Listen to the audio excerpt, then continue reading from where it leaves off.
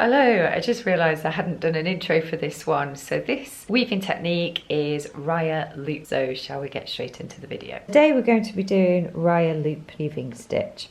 And we're doing 2 rows of tabby weave to begin with. I've used some macrame cord, and next I'm going to be using this chunky wool. I'm going to tuck the tail end underneath the first warp strand. Then I'm going over the top of the next warp strand, and I'm going to tuck the wool underneath the warp length there, and I'm going to make that C shape, and then I'm going to grab this side and I'm going to tuck it through the loop, and I'm going to pull on that back wool length, which will tighten it up. And this is such a great technique for creating more texture and 3D in your weaving. I'm going to jump to the next warp length, this vertical length, and I'm going to jump over the top of it once again, and I'm going to tuck it around the back. I'm going to make my C shape and then tuck the wool through the middle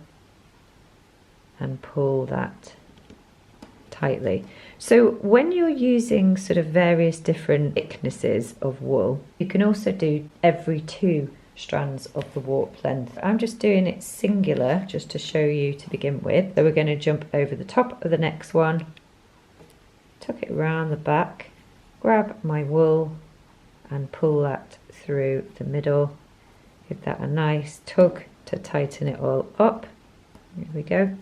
And I haven't taken my wool off, I haven't cut any off, I've still got the whole wool ball going. And you can make as long as you want them, the loops. Over the top of the next one, tuck it around the back, pull through the middle, tighten, up, and push it up to the rows of your tabby weave.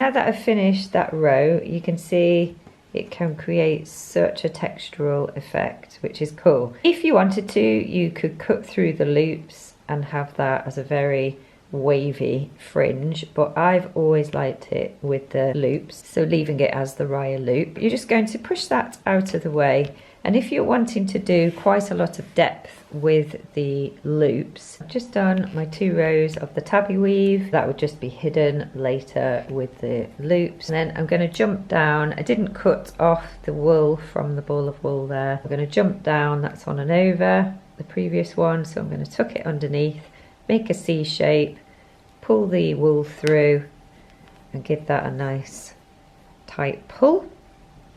So tuck it underneath, make a C shape, pull through. And you can go as long as you want to with these loops. You can do 2 colours together. You could do different textures. If I was doing textures, I might do some of this pink macrame cord in a bit, and I think what we'll find is we'll have to do it every 2 warp lengths because it does get quite chunky. I'm going to head back this way.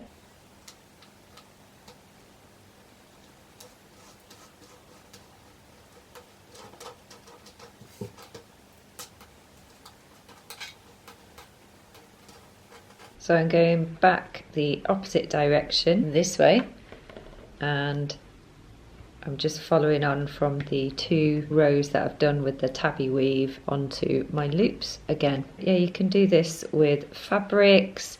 I mean, this would be such a great project for sea life, I reckon, with all the textures and everything. You could get some great effects. How lush is that? Okay, this time I'm just going to do a tabby weave with this pink cord, and then we're going to start doing some loops.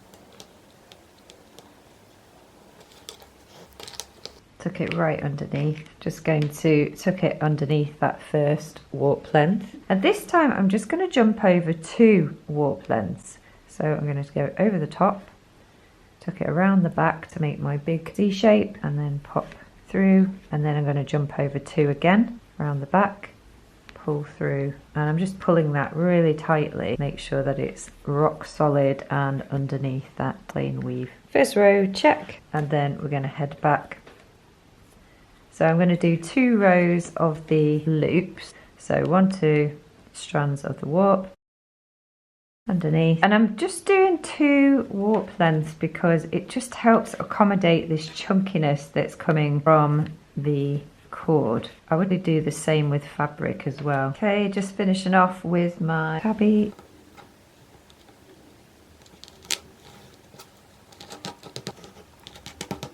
And then I'm going to do another 2 rows of this RYA loop. Let's try this with this pale pink. 2 rows of tabby. There we go. All I'm going to do is finish off with the tabby weave underneath it just to hold it all together. Okay, people, how cute is that? Love that. Oh my gosh, I want to do more.